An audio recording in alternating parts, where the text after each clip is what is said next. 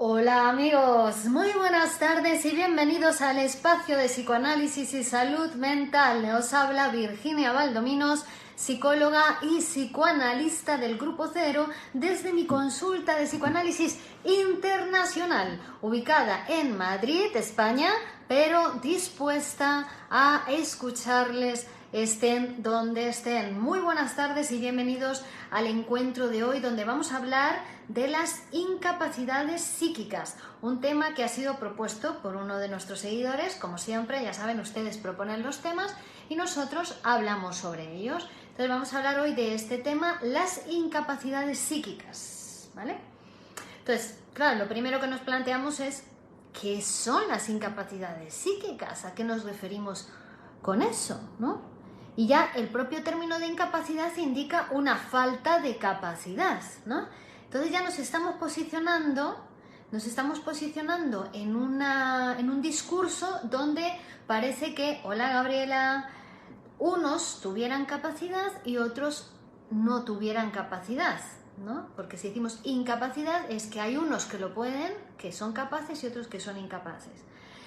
Bueno, eso está claro que puede ser así en determinada circunstancia y para determinada actividad. Pero ¿qué sucede? Que no podemos decir, bajo el punto de vista psicoanalítico, que uno es incapaz, una persona es incapaz psíquicamente hablando. Porque puede ser incapaz ¿para qué? Incapaz para unas cosas y capaz para otras, o incapaz temporalmente porque está enfermo o enferma, pero se puede transformar, es una situación que se puede transformar. Entonces ya nos despegamos, ya vamos a alejarnos de esa concepción tradicional y típica de la discapacidad o de la incapacidad, donde uno es incapaz y es incapaz para siempre, para toda la vida y para todas las cosas. No, craso error, ¿no? ¿Por qué? Bueno, nosotros somos, en general, los seres humanos somos incapaces. Incapaces porque nacemos tarados, como dirían algunos, ¿no? Nacemos con tara, nacemos con falta. Desde que nacemos necesitamos de otros, porque si no nos moriríamos. Nacemos al borde de la muerte.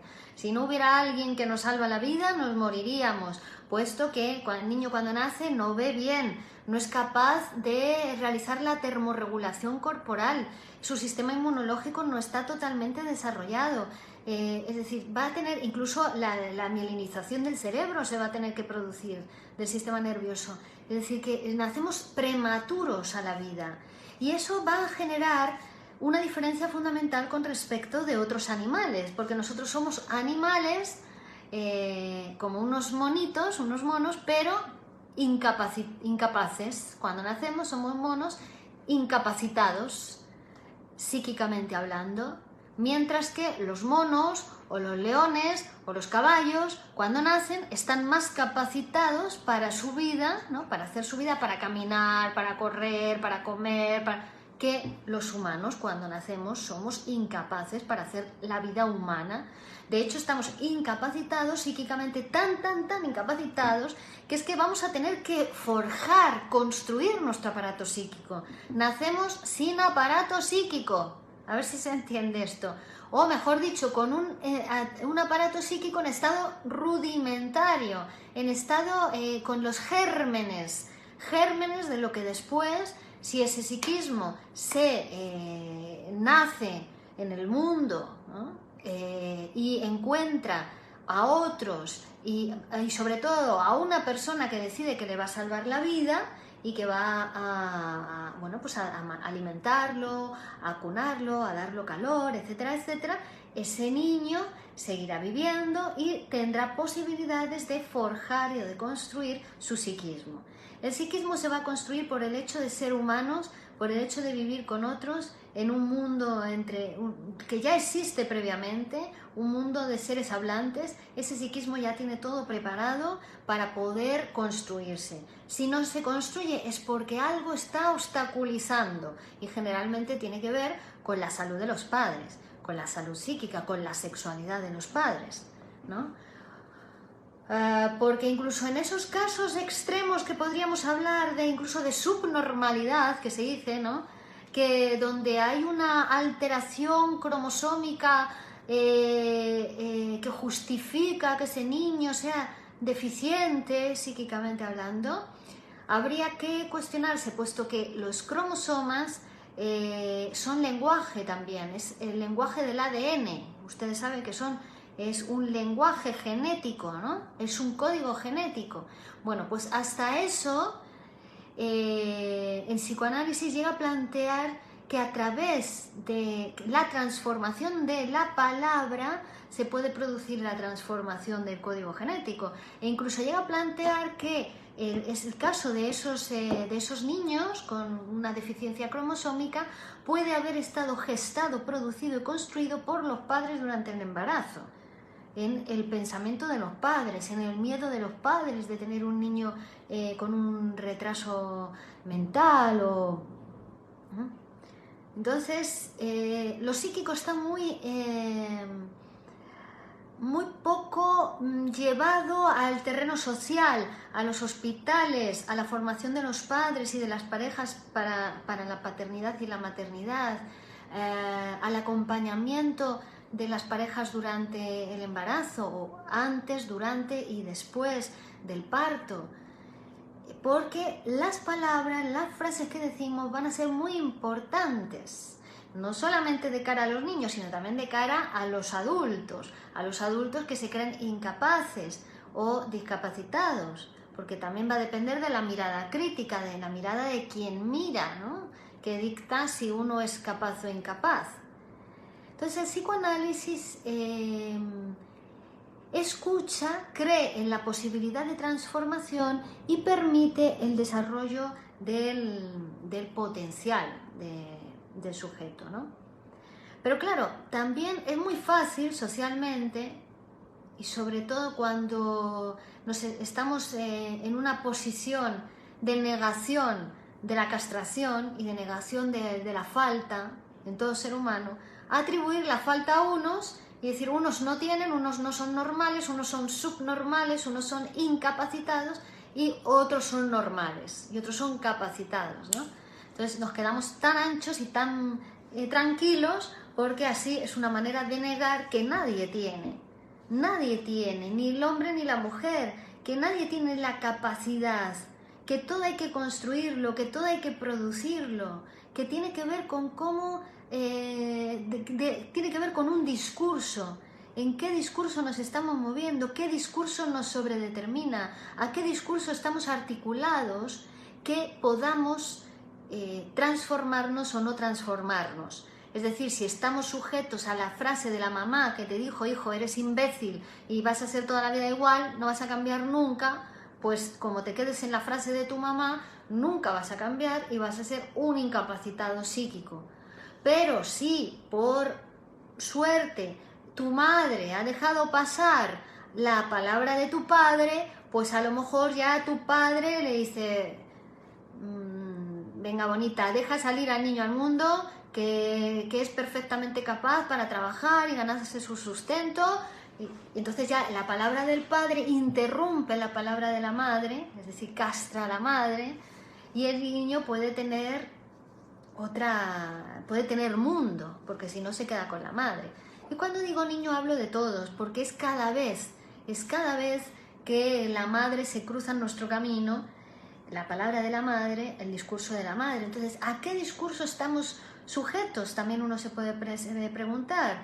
Al discurso de la madre, al discurso familiar, donde ya tiene destinado un puesto en la familia, es el tonto de la familia, es el incapaz de la familia, es el que nunca va a llegar a nada de la familia.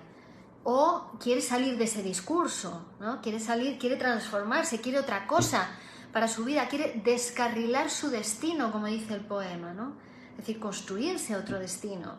Porque ¿a qué discurso te quieres someter? ¿Te quieres someter al discurso del racionalismo que dice que si no tienes un CI de no sé cuántos, entonces eres retrasado o incapaz? ¿O te quieres someter a un discurso que te dice habla, empieza a hablar y ahí vas a empezar a conocerte y ahí vas a empezar a transformarte, ¿no? Ahí vas a poder empezar a darte cuenta que sabes más de lo que sabes. Porque el saber no está en ti, el saber está en el lugar del saber. Y va a depender más bien de que uno se posicione en el lugar del saber que pueda acceder al saber o no. Todo tiene que ver con la relación, con el lenguaje que tengamos cada uno de nosotros. Cómo nos relacionemos con el lenguaje. Cómo nos relacionemos con lo humano, con la diferencia. Aceptar las diferencias, porque también decir que unos son capaces y otros son incapaces, ¿qué quiere decir? Que no hay diferencia. Están los capaces y los que tienen y los que no tienen. Pero todavía no hay diferencia sexual ahí, porque ahí estaríamos posicionados en la fase fálica todavía, fíjense, la fase fálica del desarrollo psíquico, donde unos tienen, otros no tienen. Hay masculino y masculino castrado, pero todavía no hay masculino y femenino ahí. ¿Ven? Entonces, claro, la incapacidad psíquica más bien es pensar las cosas de esa manera. Pensar así la realidad es una incapacidad, te incapacita para poder escuchar a los otros, para poder dejar que tus hijos crezcan, dejar que tu mujer sea feliz y se desarrolle como mujer, dejar que tu marido pueda amarte, pueda seducirte con todas sus armas, ¿no?, de seducción, dejar que las plantas crezcan, por ejemplo, ¿no? Bueno, es decir, que la incapacidad más bien tiene que ver en cómo se piensan las cosas, cómo se piensan las realidades, cómo se piensan a los seres humanos, cómo se piensa cómo nos pensamos a nosotros mismos. Eso es más incapacitante para nosotros, personas, vamos a decir que todos somos personas normales, más allá de que uno tenga ya una grave enfermedad, que incluso yo les digo, ¿cuál es la enfermedad psíquica más grave que se imaginan? Yo qué sé, la psicosis, la depresión es muy grave, no sé, yo qué sé, una neurosis obsesiva gravísima. Bueno, eso no significa que sean incapaces. Bueno, están enfermos. Y la enfermedad, a lo que afecta sobre todo, sí, es a la capacidad de amar y trabajar. En ese sentido hay una incapacidad. Pero porque está afectada la capacidad, porque está inhibida, no porque no esté la posibilidad está, porque ya está construido el psiquismo humano.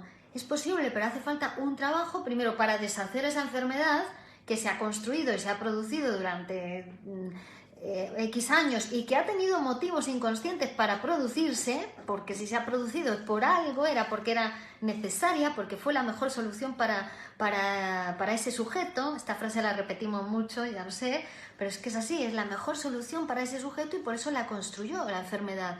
Pero ahora, si cuenta con las herramientas adecuadas y con la escucha adecuada, es decir, la escucha que va a pensarlo de otra manera, esa persona se puede transformar. Esa psicosis se puede curar, puede transformarse en otra cosa. Esa neurosis obsesiva grave puede transformarse en otra cosa.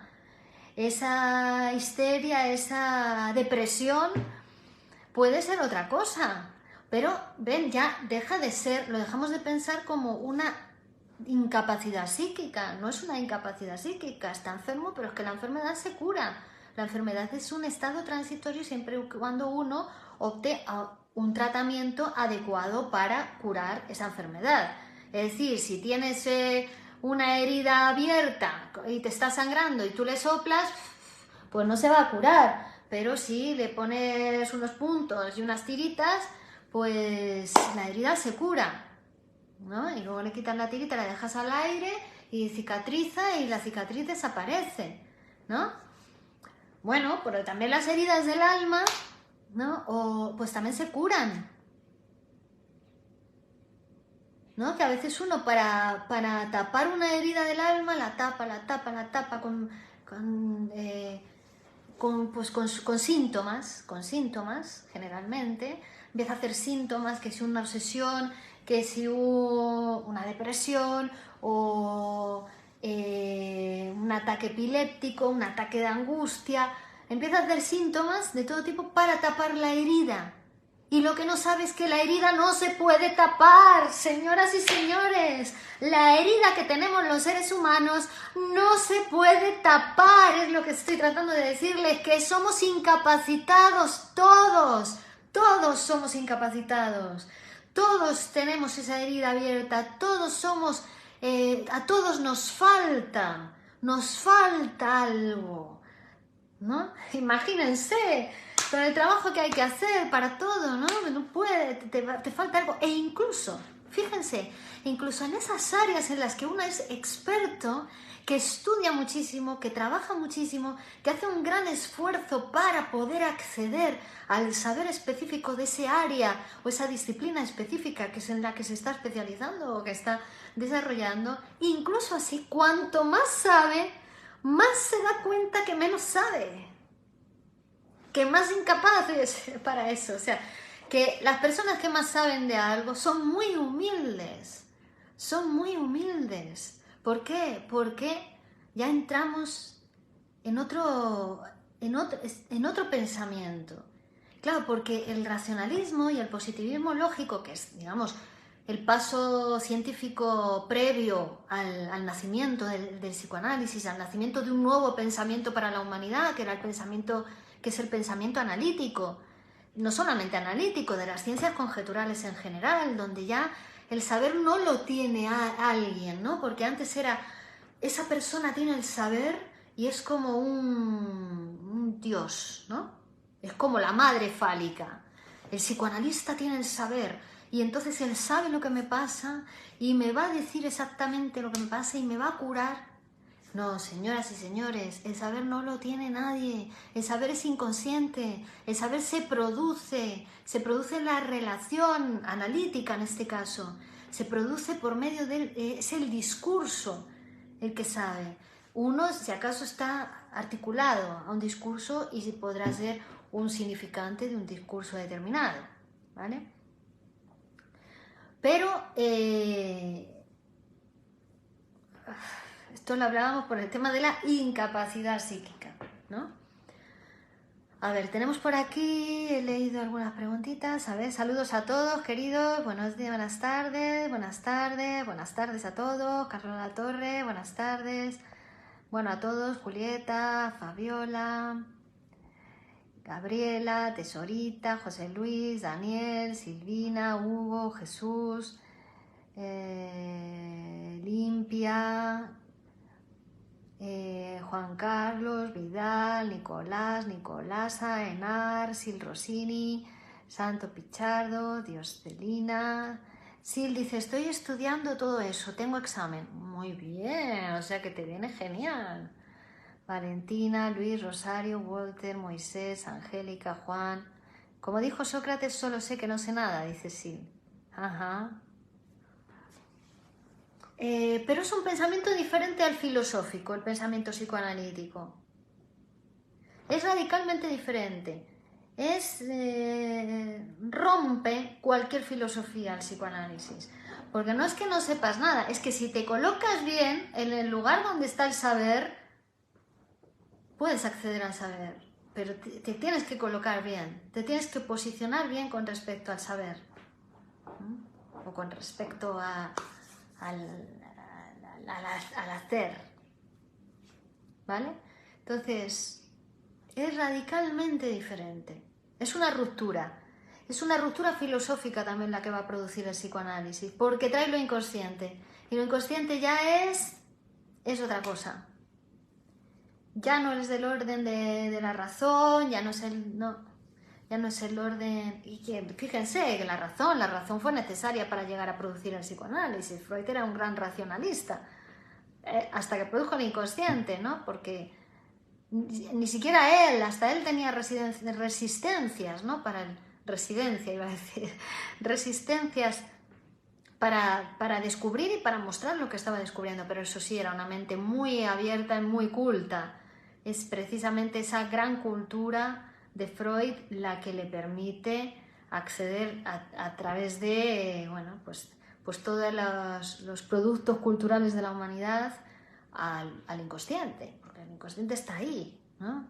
Es decir, la poesía, la cultura, el teatro, la música, la pintura, ahí está lo inconsciente, pero está en acto, no está explicado, está, la obra cultural, la obra artística te lo muestra lo inconsciente, ¿no? Como está ahí. Pero Freud hizo el trabajo de explicarlo, de sistematizarlo, de investigarlo científicamente. ¿Qué era eso?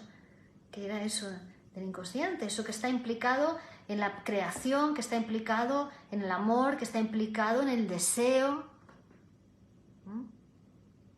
Y hablando de deseo, porque claro, esto de la madre fálica, de la castración de la madre y tal, es un lío a veces que si uno se queda con la palabra castración, se cree que van a ir y se la van a cortar, ¿no? O la castración de la madre y dice, ¿qué es eso? ¿Qué locura?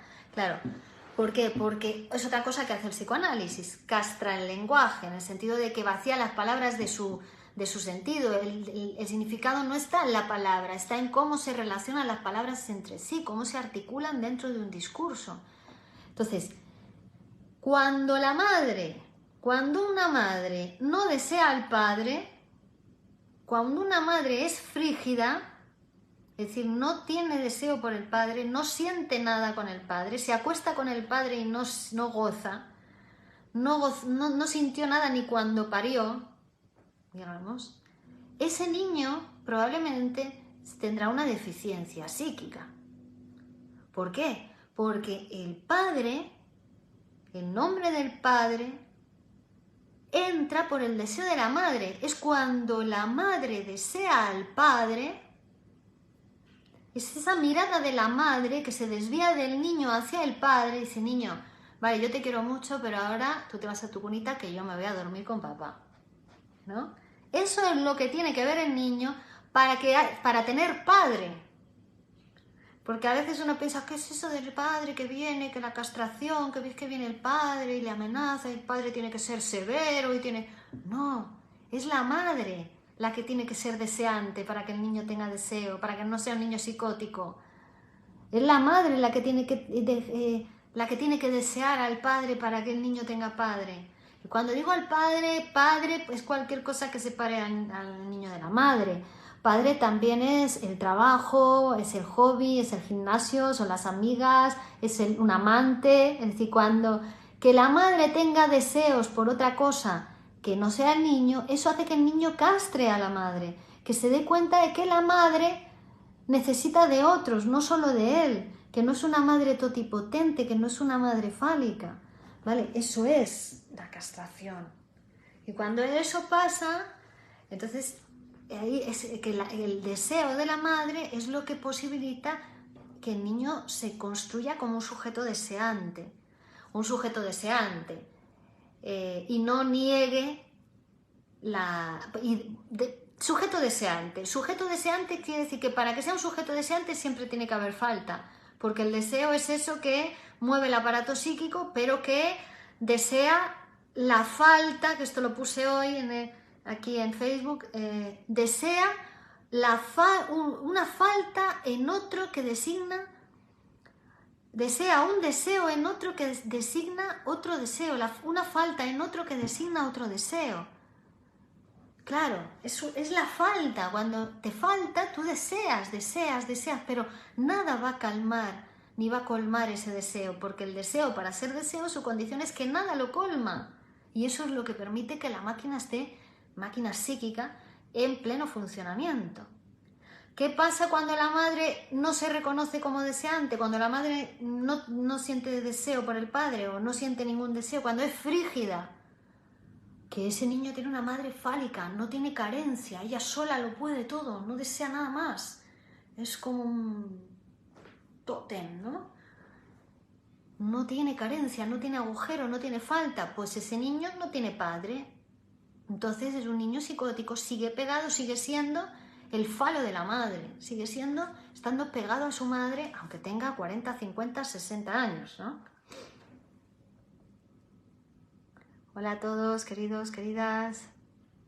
Uy, uy, uy, qué bien, qué animado que está esto. Bueno, el perverso no reconoce la falta, dice Sil Rossini. El perverso sí, la conoce, pero la tapa, ¿no? O sea, hace como que no estuviera. Yo qué sé, por ejemplo, en el fetichismo, ¿no? En el fetichismo, el perverso es el que, y cuando según va subiendo por las piernas de la madre, va viendo y va a ver que la madre no tiene, va a descubrir la diferencia sexual, se queda justo antes de llegar a la diferencia sexual, en los zapatos, en el liguero, en las medias. ¿Por qué? Porque no la quiere tapar, con el fetiche la tapa. Pero claro, la falta está. Y el psicótico directamente lo forcluye. La falta, no hay. Es una madre fálica. Pero son operaciones que, bueno, que van a tener que realizarse. Es un trabajo. Enfermarse es un trabajo. En psicoanálisis vamos a hacer otro trabajo que te va a permitir vivir mejor los años futuros y a darte cuenta que esa incapacidad que tú crees tener es una incapacidad universal que todos tenemos. Bueno, gracias amigos y amigas. Llegamos al final del vídeo de hoy. Espero que les haya gustado. Si es así, pueden poner una valoración positiva en mi Google My Business, que dejaré el link. Valoren, que eso va a ayudar a otras personas a llegar a la consulta y también yo estaré muy agradecida con su valoración y sus comentarios. Gracias a todos, muchas gracias. Si deseáis hablar conmigo, tenéis la información en www.virginiabaldominos.com. Muchas gracias. Seguimos la próxima.